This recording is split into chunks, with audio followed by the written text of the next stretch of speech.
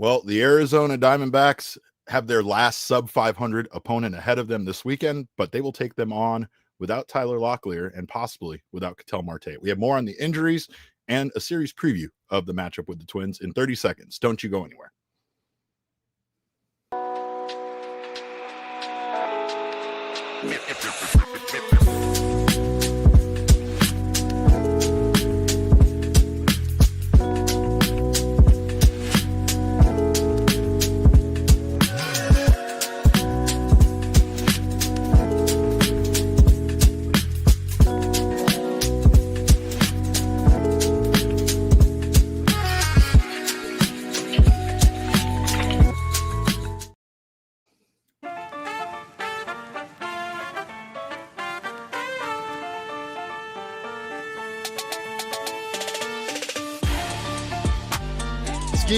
Welcome into you all to another edition of the PHNX Diamondbacks podcast right here on PHNX. My name is Derek Montilla, occasionally known as your mayor of PHNX, and this is not a great day around here. I'm not gonna lie about it. Not gonna try to act like everything is great, but unfortunately, we just like the teams we love kind of have to press on here, no matter what has been put before us. And I appreciate you guys for showing up. Thank you guys so much for being here.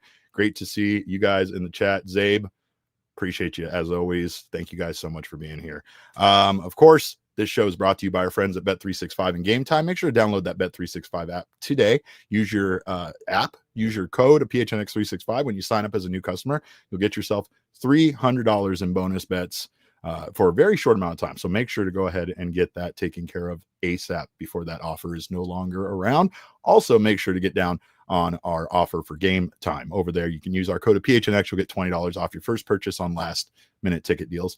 Great to have you guys here. Thank you guys for being here. Thank Elise. Great to see you here. Mark, even you, Killer Rex. Bless you. Love you. And we are here to talk ball today. Like I said, it's been a tough day, but it's also something that we do, right? We get knocked down, we get back up. That's something that this baseball team we have rooted for all year long has done.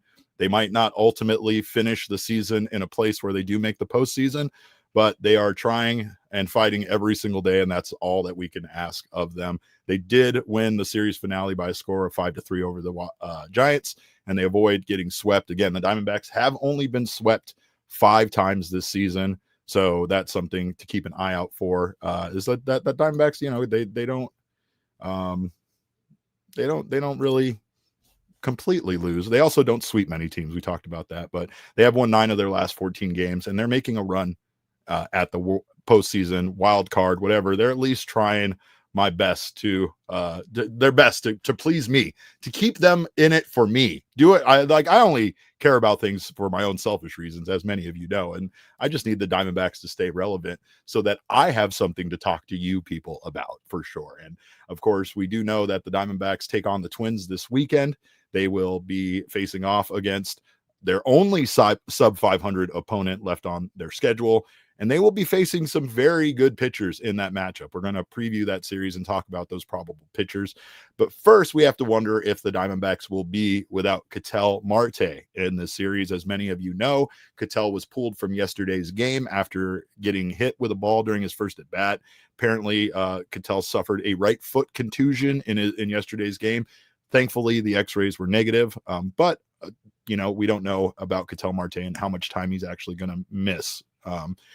Hello, Maze Devil. Great to have you guys here. Thankful for all of you guys. And Killer X, you never change. I want Killer X to never change for the rest of his entire life. But again, according to Tori Lavello, Ketel Marte. Yeah, I know. I didn't even acknowledge you, Damon Dog, by the way. Damon Dog is losing his mind over here because I'm just trying to be nice. I'm just trying to be nice, Damon. Can we all be nice to each other? Rex.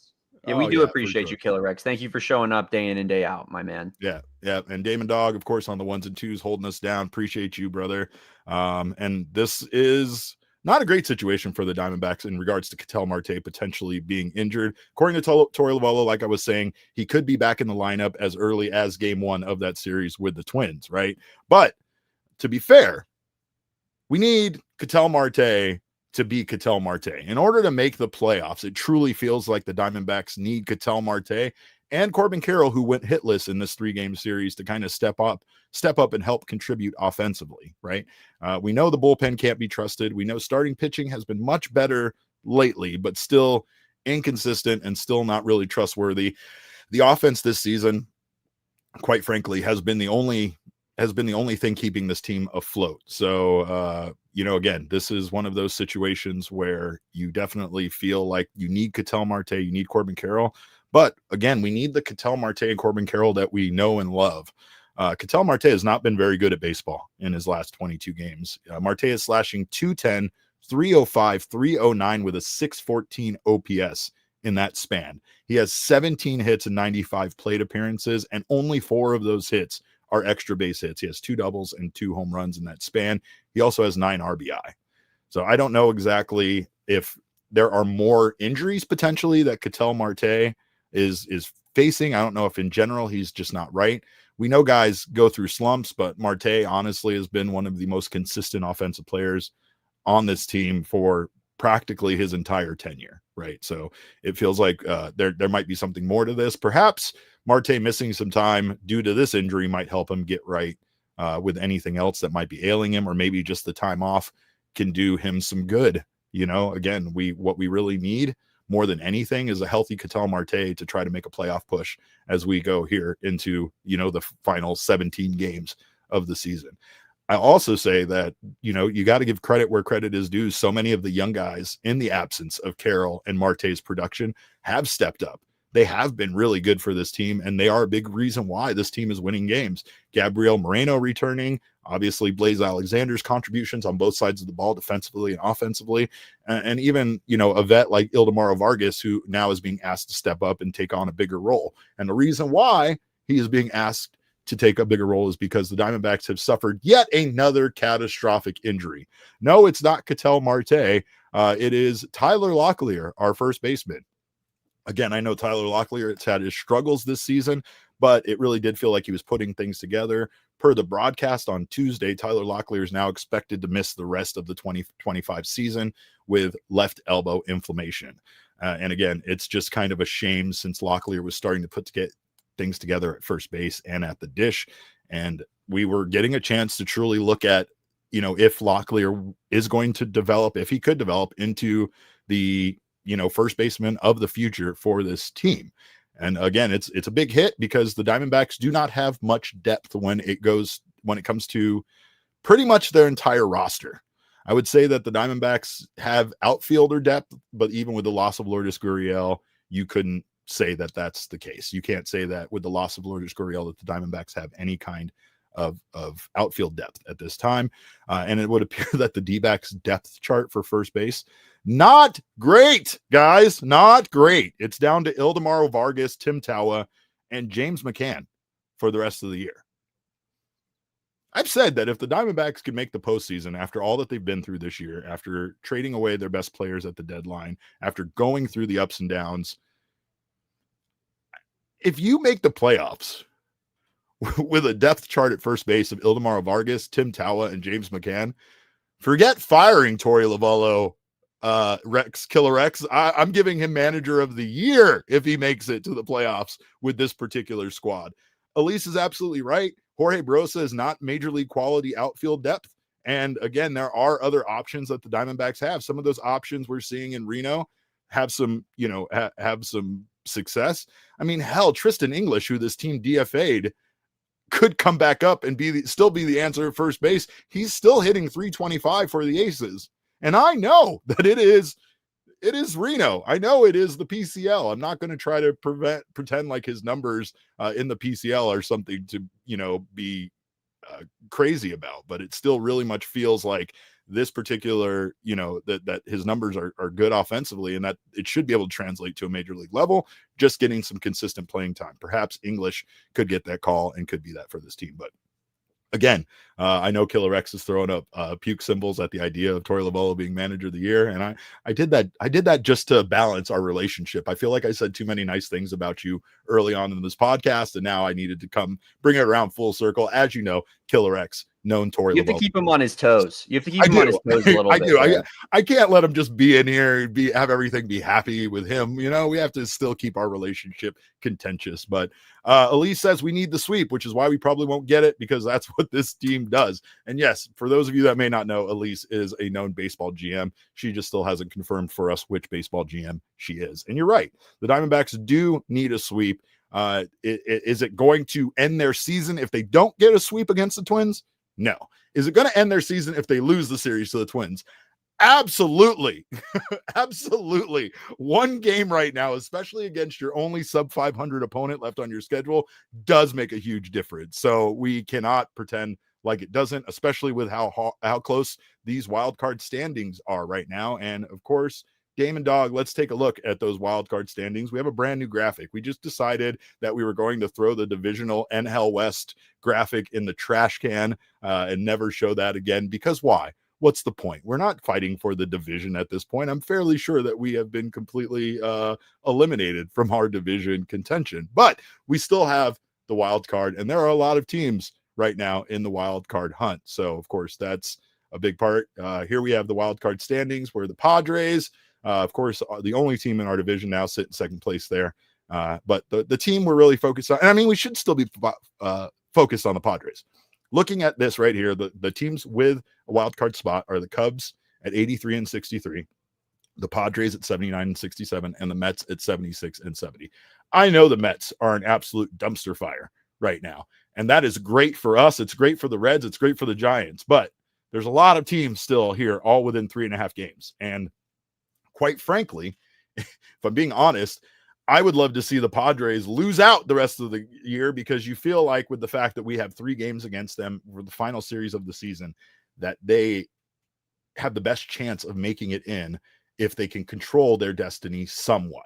At this point, the Diamondbacks cannot really control their destiny. All they can really do is win games and keep their fingers crossed that the Mets, Reds, and Giants all lose their games. They do have 3 more games against the Giants, as our guy Jacob Franklin here in the chat says. Giant series after this one is important, to say the least. Jacob Franklin, to say the least, that this Giant series after this one is important. It's pretty much everything.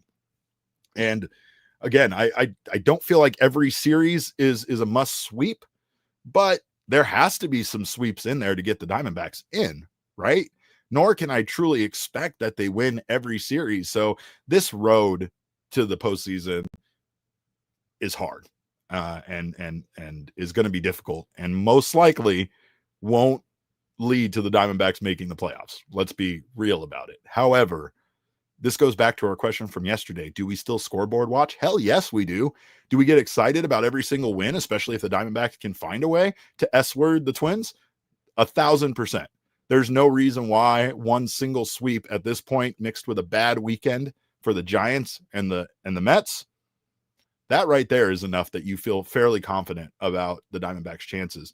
They can't really expect to make up all of this ground at once, but what they can do is make those whenever they can, make those, dig into that lead, cut that lead down to a few less games, and hope that you can, have something fun happen. I don't have very much faith in this team should they make the postseason to even do anything. Look at what I just said about their first base depth. It is Ildemaro Vargas. It is Tim Tawa. And no disrespect to Tim Tawa. He played incredible defense at first base yesterday. And to be fair, I'm kind of satisfied with the idea of Tim Tawa playing first base for this team. I felt like his efforts yesterday were incredible. I felt like offensively he's been consistent at the plate and has been performing. And again, Tim Tawa gets a lot of flack thrown his way, and a lot of people make jokes kind of about Tim Tawa and being a utility player. I just think that this guy obviously has done what has been asked of him by this team, and much like Blaze Alexander, you got to just tip your cap to a guy that will play literally whatever position on the Diamondbacks the team needs just to get playing time and just to help the team out. So I really, really do like Tim Tawa over there at first base. And again, I think after what I saw yesterday with Blaze making some excellent plays and some excellent throws, but some excellent throws that were not 100% on target. Tawa did a great job of digging some of those out and being the second part of that, relationship when it came to making those incredible defensive plays to get Giants runners out there at first base. Again, though, the road is not easy ahead of the Diamondbacks. They have some of their toughest opponents of the year. While I will agree with Elise about the sweep thing, I will also say that it's odd the way that this team this season has been able to step up against opponents that are above 500. That right there might be the one thing that's giving me some faith here. Count them out, put them in the underdog spot. This team just does better from that position, and they have done better from the underdog position the entire time Torey Lovullo has been manager of this team. That is the one thing that is giving me faith that they could potentially get it done. Plus, the pressure is not on this team. Nobody is expecting the Diamondbacks to make the playoffs. Even as I'm saying this, I know there's 10 of you in the chat that think I'm insane for even bringing up the concept of playoffs or postseason play for this team. And rightfully so. Even though they seem close, it seems fairly impossible that they're going to be able to make up this ground and have the other teams that are ahead of them also lose so that they are the only team to catch the Mets, right? That's another important factor here with how well the Giants are playing. The Diamondbacks do control their destiny, though, when it comes to that. They do have a 3-game series with the Giants at home, and if they can play them tough there, if they can perhaps get the S word against those guys in that series, then things look much better for this team, and they've also helped improve their position by knocking one of the teams that's ahead of them in the wild card race back down below them. So a lot of baseball still left to play and a lot of fun baseball left to play. That's the reason why we scoreboard watch. The Diamondbacks could be out of it as soon as next week. Again, the series with the Twins, very important, very much a must win. And again, it's against some very tough starting pitchers that the Twins will be putting out there on the mound. We are going to preview that series on the other side of this break. Again, just wanted to tell you guys, I love you. Appreciate you being here. You're watching the PHNX Diamondback Show. Well, you guys know I love gear. You can see all of the matching outfits that I wear on this show, and I would not be nearly as coordinated without our fine friends at Rally House. If you're looking to get some gear, of course, to get everything going, make sure to check out our friends at Rally House, by the way. We love them out there. Also, of course, another great brand, by the way, that we absolutely love that came out today is Branded Bills. Had them in-house yesterday. Love those guys. They are always awesome. They always help us with some amazing PHNX gear, and of course, they can help you make your brand stand apart from the crowd. Branded Bills has you covered with the best custom headwear. You can start your order, and their dedicated team will help you create the exact custom apparel you need. And let me tell you, Damon can attest to this. Their logos, their in-house hats are some of the finest work for logos I've ever seen. I don't know if you've had a chance to check out how detailed the logos that our friends over there at Branded Bills do, but they're rubber logos. They're unlike anything I've really seen on too many hats, and they are just gorgeous. If you need some custom gear, they have you covered, or if you just love hats like I do, they have partnerships with 40 universities, including ASU and U of A as part of their campus collection. They also have a partnership with the Phoenix Suns. So check out the entire line they have to offer over at brandedbills.com. They're a local company from right here in Mesa, Arizona. So we love local. Head to brandedbills.com and use our code of BBPHNX for 15% off your first order. And of course, if you're looking for a great night out on the town, Gila River Resorts and Casinos is the place for you. No one does it better than Gila River Resorts and Casinos. You can visit any one of their 4 locations. Of course, we do all of our fun events out there at Gila River Resorts Wild Horse Pass. They have an amazing upper deck kitchen and bar that we love going to, and obviously we also have the BetMGM Sportsbook right across the way with an unprecedented level of entertainment and excitement you won't find anywhere else in the desert. We know our friends at Gila River have set a high bar, so make sure you go out, whether you're looking for a staycation or a night out on the town with over 4,500 slots and live table games. This is the place for fun. You do you at Gila River Resorts and Casinos. Visit playathila.com for more details. All right. Well, great to see Mark Solera here in the chat. He said, I'm here because Derek said Dodgers once, so I was summoned. Guilty.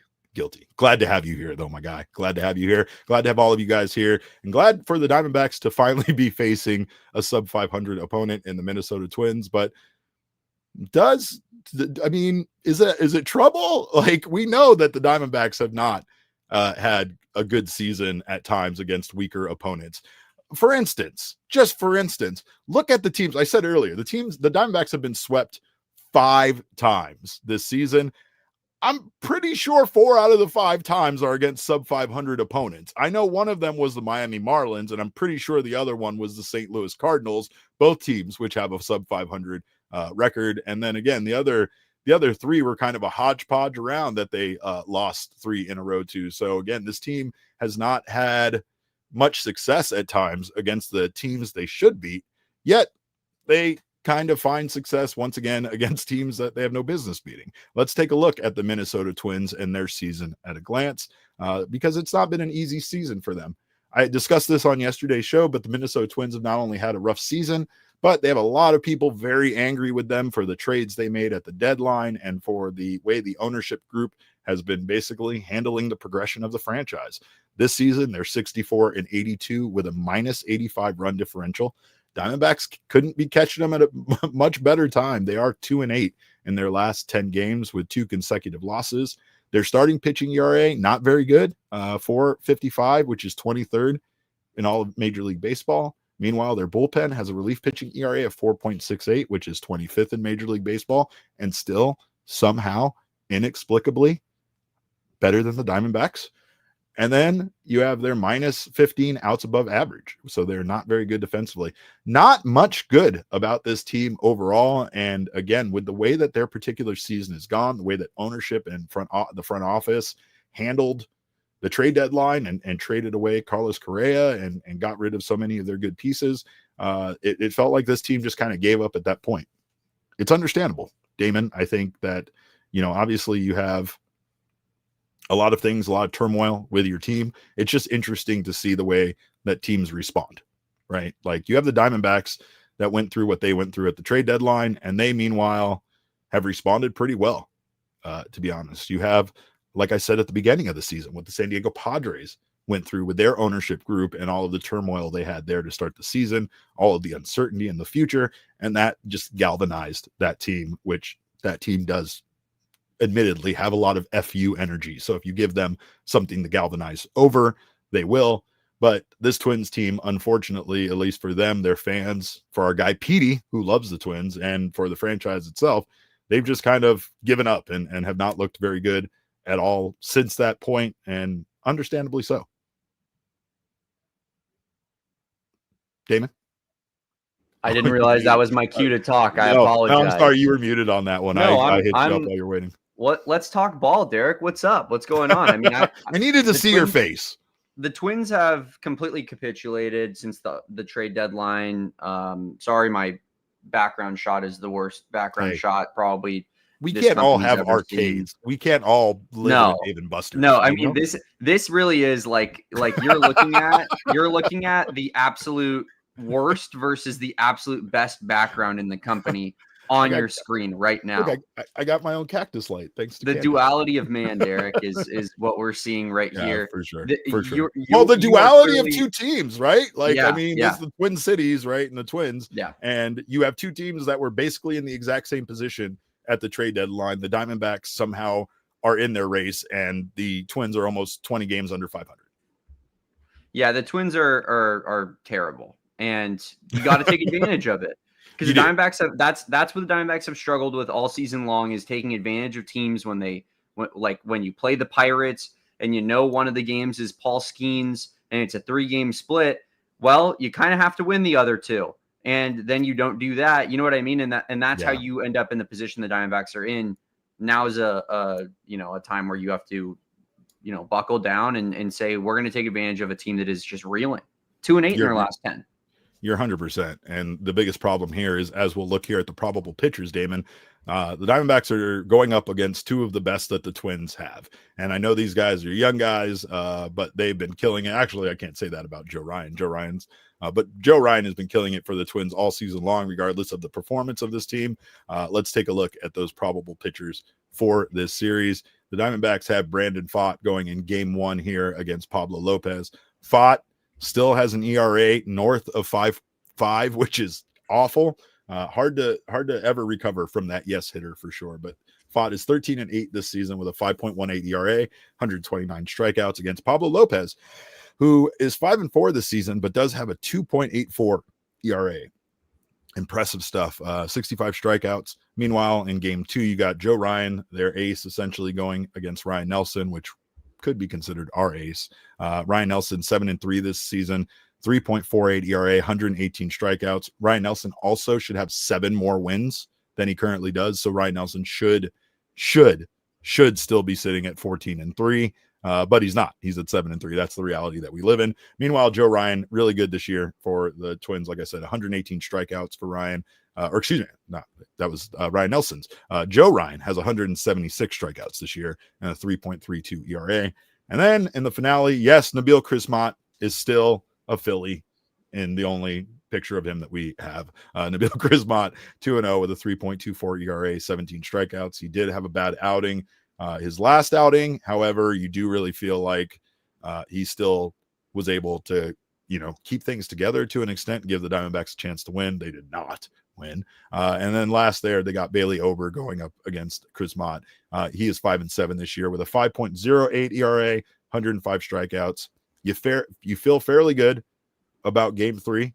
And to be fair, Ryan Nelson, with the way he's pitching, you've got to feel fairly good about game 2. So really, it's how did the Diamondbacks come out in the first game of the series? Can they set the tone and get a win out of the gate and kind of get off on the right foot? Of course, that would make a lot of us feel much better. And I know to some people, anything less than a sweep in Minnesota is going to be a failure.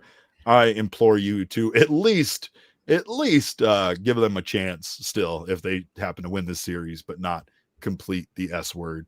I don't know. Things are weird right now for this team. And Jordan, you're right. He says you got to try giving Chris Mott a uniform for that photo. It's sad seeing Phillies on there. Yeah, we never want to see any of our players in any Phillies affiliated gear, uniforms, or anything ever. Derek, I didn't. It always shocks me how upset this makes Diamondbacks fans. I will. You know what, guys? I will email just Photoshop a poorly drawn uniform onto him. Give him a Perpientis jersey, Damon, but draw it yourself in paint, like Microsoft like Paint or something. Like Emma Spots does on our. Yeah, exactly. She's so talented at doing it. We'll just have Emma do it. Forget it. I'm not going to have you do it. This is outside of your expertise. I'll hit up the powers that be in the Diamondbacks organization. We'll figure this thing out. We're going to get this figured out.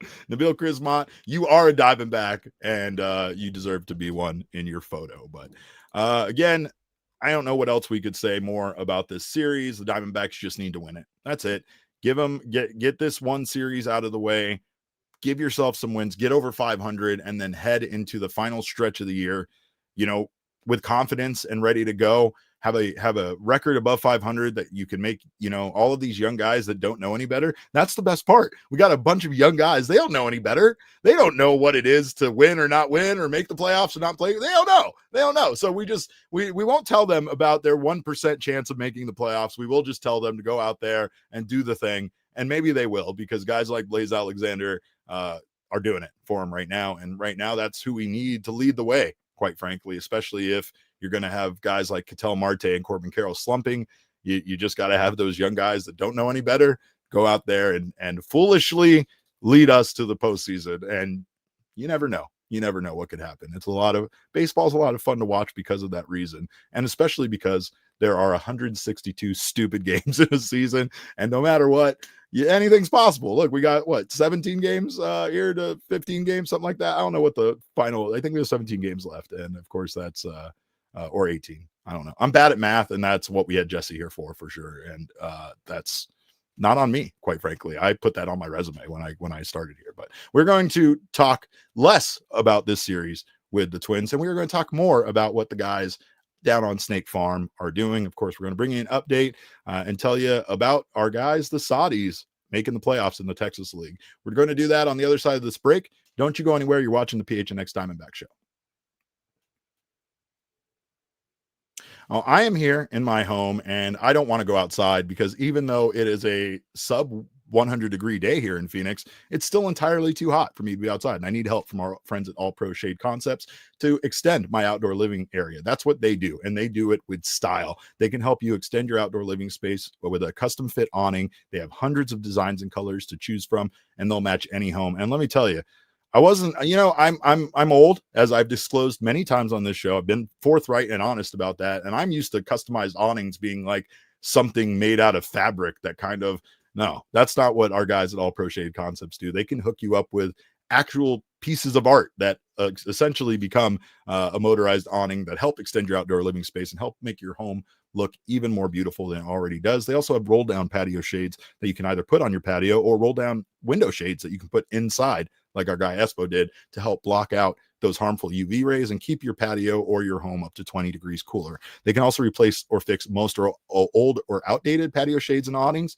and they have been the most trusted local shade company here in Arizona, voted #1 by Ranking Arizona for patio shades in 2024. They're licensed, bonded, and insured, and let me tell you, after going through some of the repairs I've gone through, that is very important. Give them a call at 623-204-1476 or visit allproshadeconcepts.com right now to schedule your free estimate. And of course, everyone needs a checking account, and there sometimes is no better place to go than a Mountain America Credit Union, where they have you locked down with not only a checking account, but a MyStyle checking account with built-in benefits. Mountain America's MyStyle checking account has perks just for you, including restaurant deals, which is the most important thing to me. I eat out so often now, especially in the downtown area, and I need all the restaurant deals I can get because it's very expensive to eat out. Mobile phone protection is something we all need. Telehealth access, identity protection, loan rate discounts with those rates being so high, and so much more, including offers on travel and events. So make MyStyle your lifestyle at Mountain America Credit Union. Visit macu.com/MyStyle to apply. They are insured by NCUA. Membership is required based on eligibility. Some benefits require no cost registration activation. Terms, conditions, and exclusions do apply.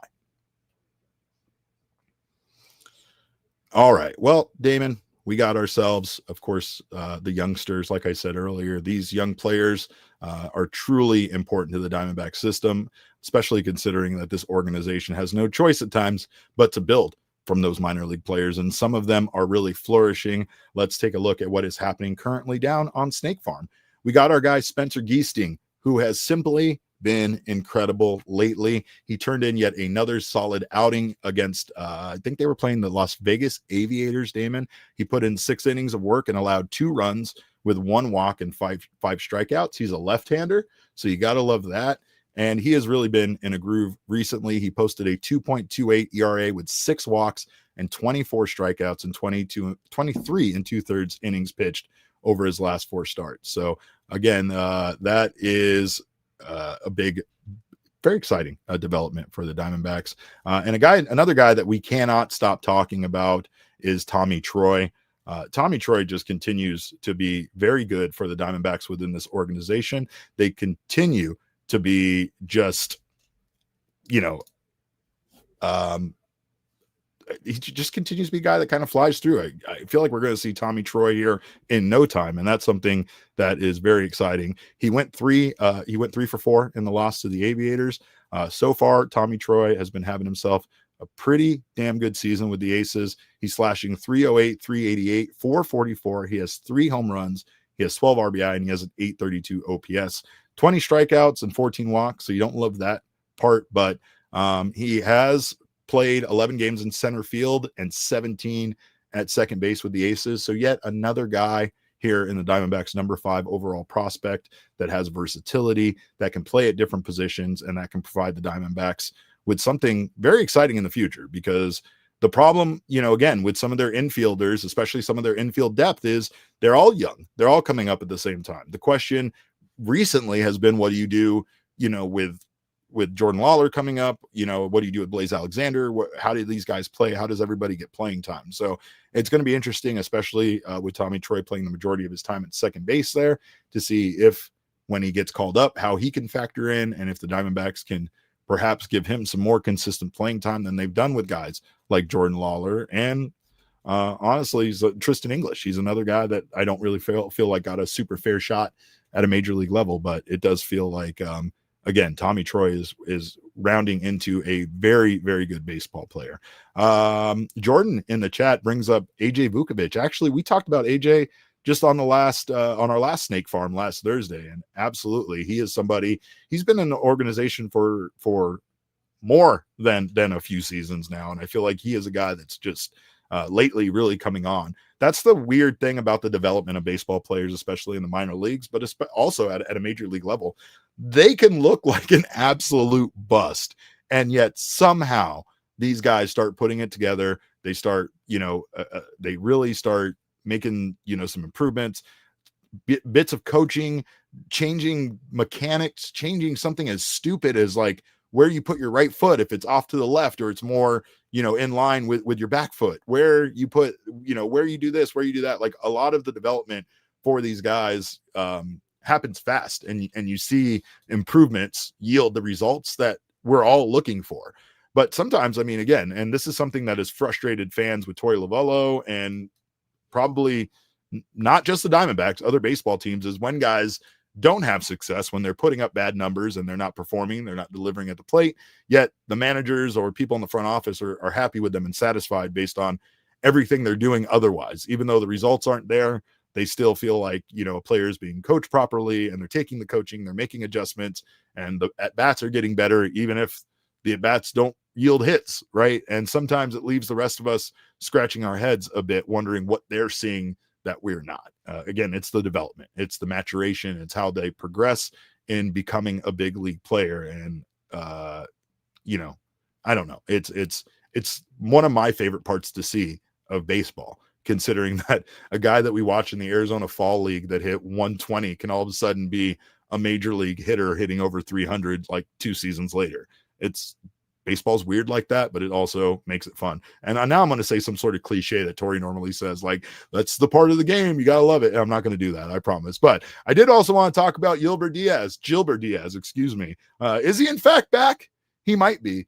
He was demoted to AA Amarillo, so I don't want to get too excited about his performance. But since August 23rd, Gilbert Diaz in 7 games has 7 2/3 innings pitched in relief. He has 3 hits allowed, 0 runs, 0 earned runs, no home runs, 2 walks allowed, and 10 K. He has a 0.00 ERA and a 0.68 whip. It's crazy. So it really does feel like Gilbert has really done some things. But again, also, I'll caution, I don't know, Damon, maybe you can make the call on this one.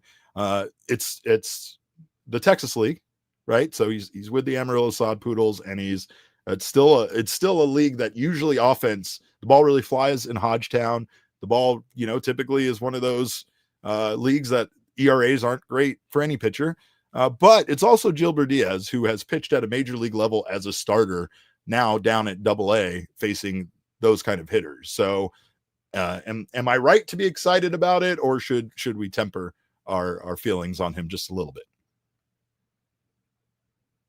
Oh, you're muted. Derek, there is currently construction going on right above my room. Literally above you in the bathroom. This is going to be fun, man. Yeah, I think Gilbert Diaz is it really bad? Is it? No, really it's bad? fun. It was just funny because right as you said it, you heard a drill go. Yeah. I think Gilbert Diaz is like what we saw last year was electric when he got called up. There's clearly something to work with there. He's the candy man. We know that. He is the candy. He has an electric nickname for a bullpen pitcher. I hope he figures things out a little bit. It was sad to see him get demoted twice. But yeah, I mean, I want to talk more about Tommy Troy. Tommy, they're not going to let you. Get out of here. You don't get to say anything about Tommy Troy. The construction workers have determined that you're just going to have to wait to talk about Tommy Troy until the next time we're in studio together, Damon. That's it for you. And yes, Jordan, Gilbert Diaz is who we're talking about. Mark says they're trying to drill some personality into that room of yours up there, Damon. So it doesn't appear to be working. But what did work, speaking of the Sod Poodles, speaking of AA, the Saudis did win the second half of the Texas League. They are the Texas League second half champions and are officially in the playoffs. So let me just do this. Let me switch out my Diamondbacks hat for a Saudis hat. That feels right. Let's go. All right. And let's go, Saudis. Let's go. It's funny because we talked about John Boy's plan for realignment, Major League Baseball. And one of the things we did talk about was this exact type of playoff structure that the Texas League has in place. The winners of each half, if they're different teams, advance to a playoff series, potentially involving the first half division winners and second half division winners. So the Saudis win their second half of their division, and because they had a good second half of the year, they are in the playoffs. So that's a lot of fun, and I don't really hate this playoff structure. I don't. I think that after really listening to John Boy explain it and break things down, I promised you guys that we were going to link to that video, and I'm fairly certain that we never did that. So, but make sure to go check out John Boy's video on MLB realignment, because I don't hate this idea. And I do think that one of the main purposes of the way that John Boy wanted to structure the playoffs was to keep the regular season, which in this case, we were just reducing down to 156 games, keep it interesting, keep teams playing for something. And I mean, even if you had an abysmal first half, like the Diamondbacks did, you could potentially have a great second half and be your division winner for the second half and make the playoffs, regardless of what your record at the end of the year stands. And I mean, again, like I said, at times in baseball, I care more about what you're doing now than what you did in the past that's impacting your numbers. I know that does tell a story.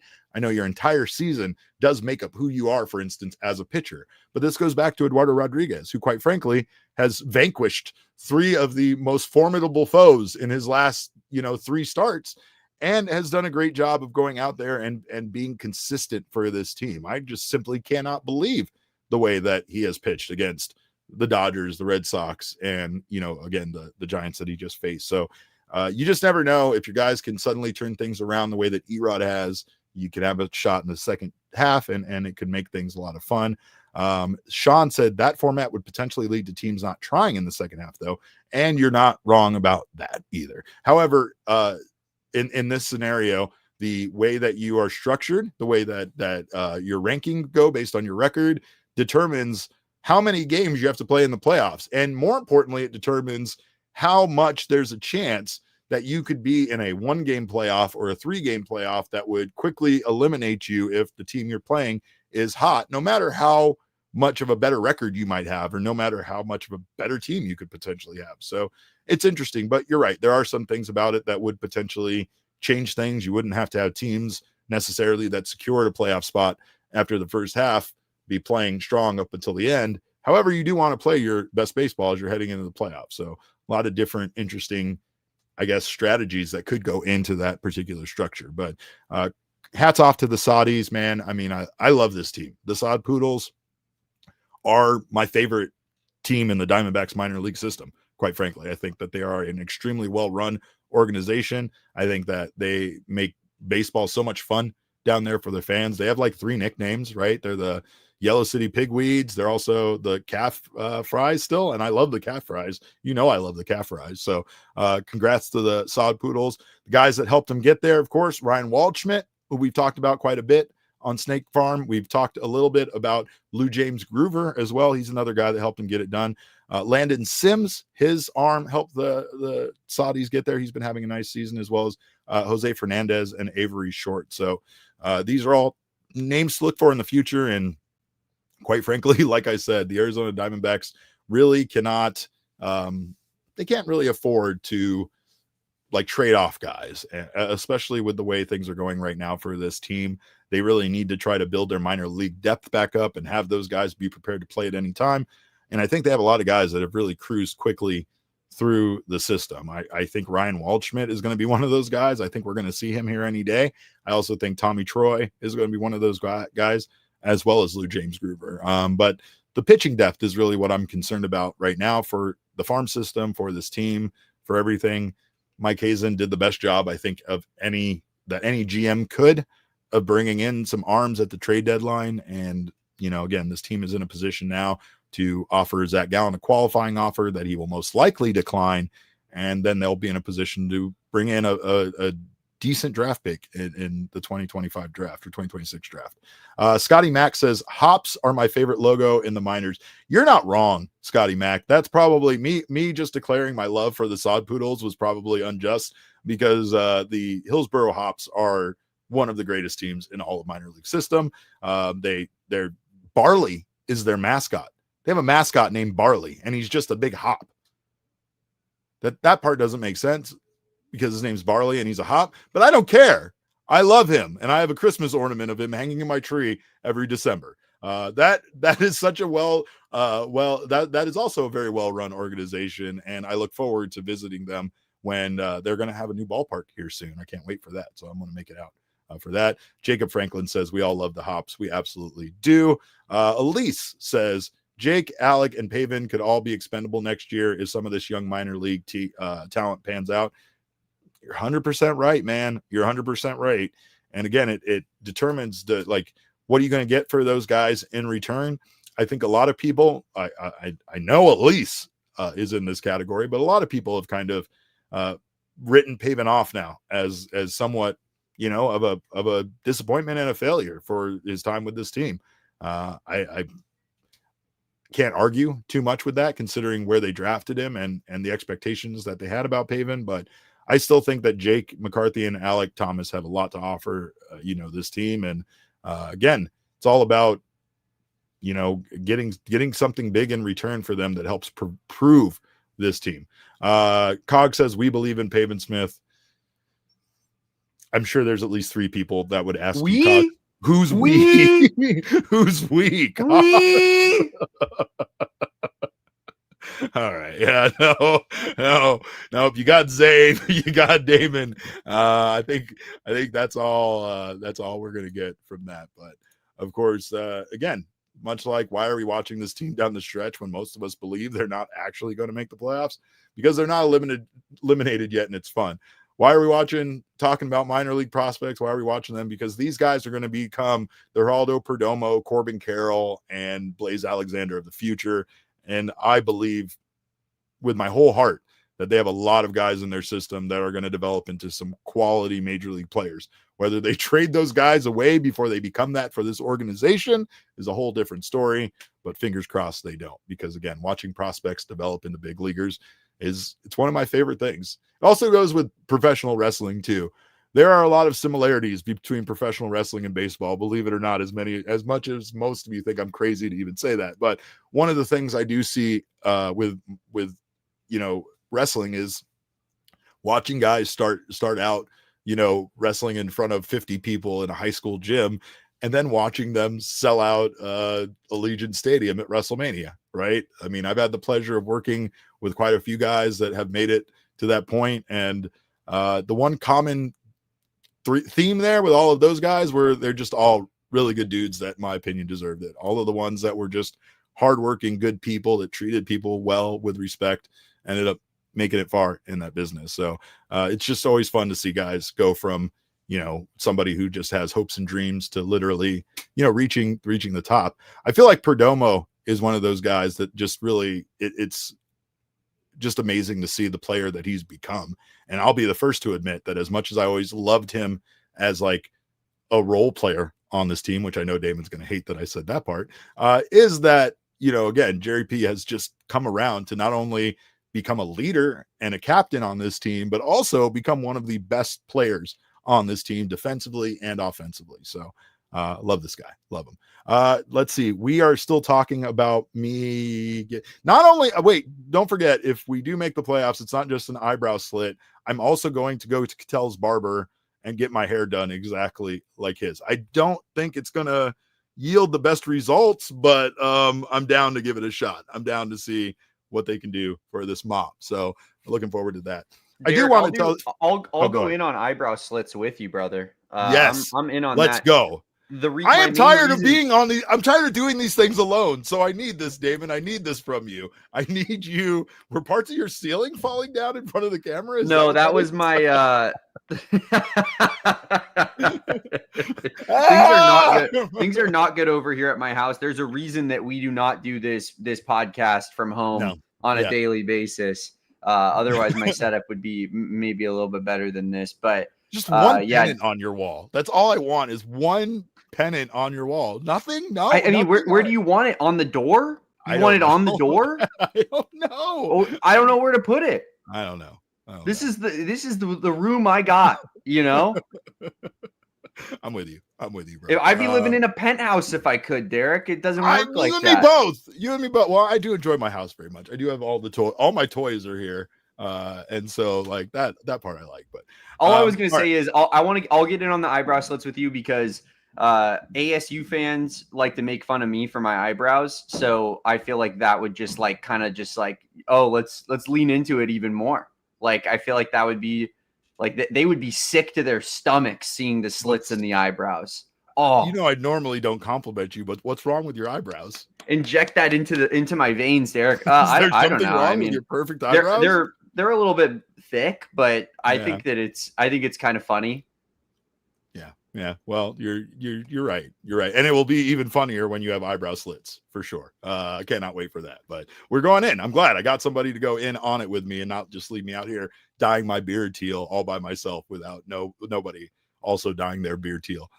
Speaking of things happening today, obviously, today this has been a terrible 24 hours in our country, right? And today is a day where we are supposed to remember the attacks that happened against our country, and remember all of the people that we lost on this day, all of the innocent lives that we lost on this day back on September 11th, 2001, and all of the heroic people that tried to save lives who also lost their lives. And also not just them, the lives of generations of families that were affected by this, and the lives of people who still are alive but have had their health impacted by the fact that they were present or there trying to help save lives, trying to do things. And it was just again, it's a day that we should all, like, I know we get used to hearing the never forget, but we should truly never forget what we lost as a country on this day and what happened. And baseball, of course, served as a powerful symbol of normalcy when baseball came back, when baseball resumed. I just remember how much we were all thankful for it. I mean, the only thing I can compare it to recently was when we went through the pandemic and suddenly we had KBO baseball on our TVs and we were waking up at 3:00 in the morning just to watch something that made us once again feel like life was back to normal. You know what I mean? And of course, baseball just served as that. It was an outlet for a nation that was grieving. And, it was a rallying point for the city of New York. And then after initially postponing games, Major League Baseball was like the first thing to resume play. And teams like the Yankees and the Mets, they started doing community support efforts, fundraising efforts. They started doing things to support, obviously their community and the huge impact that September 11th left, the attacks of September 11th left on the city of New York and this country, right? But one thing that was always really eye-opening to me was the year that the Arizona Diamondbacks faced off against the New York Yankees in the World Series and brought our state the first major championship that we've ever had. No disrespect to the Mercury or the Rattlers, not trying to get into that debate. But of course, it was a big deal that they brought home the World Series trophy. And perception of that moment and finding out of a different perception was crazy to me, because as a Diamondbacks fan, as somebody that's lived in Arizona my entire life, that never had the joy of experiencing my sports team win a championship, that was a huge moment for us. It was a celebratory moment. We were having parades. We were having great times. Everything was wonderful here in Arizona. And then I read an article about us being the evil baseball team that ruined the best story that could have happened in baseball. That we were snakes from the desert, quote, part of this article, snakes from the desert that attacked them the same way other snakes from the desert did. It was a mind-blowingly awful piece. It was an opinion piece, but nonetheless, I, as a fan of the Diamondbacks, had never, ever perceived one of our finest moments, my finest sports moment in my entire life, basically, as an Arizona sports fan, perceive it as being evil or like something that hurt other people, right? Like I know teams of, fans of one team aren't going to like us because of that, but it was a crazy thing. And again, it just goes to show that sometimes when you're unaware of the perception from someone else's perspective, you don't really understand how they're viewing it. Like the reason why it was taken so personally, or I guess the reason why it was viewed so negatively, was because after that attack, it felt like this was the perfect storybook ending for the city of New York to have the Yankees make it to the World Series and to beat us. And that's what everybody expected to happen. That's what everybody thought was going to happen. It was pretty much a foregone conclusion in a lot of fans' minds. And it didn't happen because we won. And again, I don't think it's something we should ever be ashamed of. I think to this day, how much pride I have that we were able to do that, how much that 7th inning moment meant to all of us. Randy Johnson coming out in relief, Luis Gonzalez getting that hit. But it's just the perception sometimes from a completely different, group of people, right? And I remember I was like shocked at that. Like I was floored. I couldn't believe it because, again, it's not a thought that ever actually entered my mind in any way, shape, or form. All I had was joy and elation. And you're going to be villainized sometimes by the team you beat in a championship, but I never imagined that it was going to be perceived in that manner and in that way in regards to the Diamondbacks beating them. So again, it's yeah. And Sean's not wrong. Sean said the Yankees had won 4 out of 5 before that. Cry Me a River. It was the end of their dynasty for sure, but they really did take that particular year, very heavy. And it was a weird thing. It was a weird thing, but I guess understandable. I'm just still have no regrets about the Diamondbacks, winning that championship. Also, Randy Johnson has set a ton of history this week. It is Throwback Thursday. This is absolutely part of it. But Randy Johnson, just when you look back at this team's history this particular week, it's just Randy Johnson in his years setting one milestone after the next. On September 10th, 2000, Randy Johnson records the 3,000th strikeout of his career against the Miami Marlins. Then, or I guess they were the Florida Marlins at the time, I think. On September 9th, 2002, Randy Johnson sets an MLB record with his 5th straight 300 plus strikeout season. He ties Nolan Ryan for the most 300 plus strikeout seasons in a career with 6. And then on September 10th, 2004, Randy Johnson earns his 100th win as a Diamondback on his 41st birthday. On his 41st birthday, it was a 2-0 victory over the San Francisco Giants. Yep, that's how that's the history that this man set for us for sure. But Brandon Webb also on September 9, 2006 threw his first career one-hitter. It was a complete game, a 3-0 win over the Cardinals. And at the time, at an hour and 54 minutes, it was the shortest game in Chase Field history. God bless short games. Am I right? Am I right? All right. And then last but not least, in 2022, Zach Gallen on September 12, 2022, established a club record with 44 and a third inning scoreless streak from August 8th through September 12th, surpassing Brandon Webb's previous mark of 42 innings in 2007. His streak was the 3rd longest in baseball since 1998, behind a couple of names that we know, Oral Hershiser and Zach Greinke. Oral Hershiser went 59 innings pitched without allowing a run in 1988, and Zach Greinke did it for the Dodgers in 45 and 2/3 innings pitched in 2015. So Brandon Webb joined some illustrious company, Zach Gallen joined some illustrious company. And also, every time I read a stat like this, it reminds me once again of how we as a fan base were robbed of more Brandon Webb.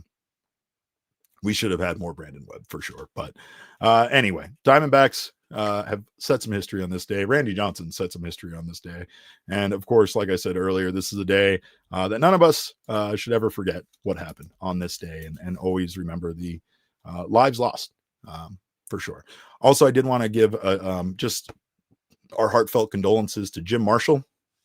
The Diamondbacks announced that their I guess lifetime employee, it felt like Jim Marshall has been a part of the Diamondbacks for so many years. He passed away on September 7, 2025 at the age of 94 years old. So rest in peace, Jim Marshall. We could all be so lucky to live to see 94. And his baseball career spanned from him being a part of from a team taking the field to the dugout as a coach to the front office. It spanned 8 decades and 72 seasons from 1950 through 2021. So rest in peace, Jim Marshall. You will be missed. Well, we thank you guys so much for stopping by today. We always appreciate your time. And honestly, on a day like this, we appreciate your time more than ever. So again, we thank you guys for stopping by. We will be back tomorrow night with another post-game show. So lock it in, keep with us. We'll be back after game 1 against the Minnesota Twins. Until then, you can follow us on Twitter. I'm at @Cap_caveman with a K. Our guy Damon Dog is at Damon Dog with a DAWG at the end. And we are all Damon's dogs. Bark, bark. Love you guys. Appreciate you so much for stopping by and appreciate talking baseball with all of you. Like I said, we'll be back tomorrow night. Until then, make sure to follow our show at PHNX_DBacks. But as always, all roads lead to at PHNX_sports on Twitter, Instagram, and Facebook.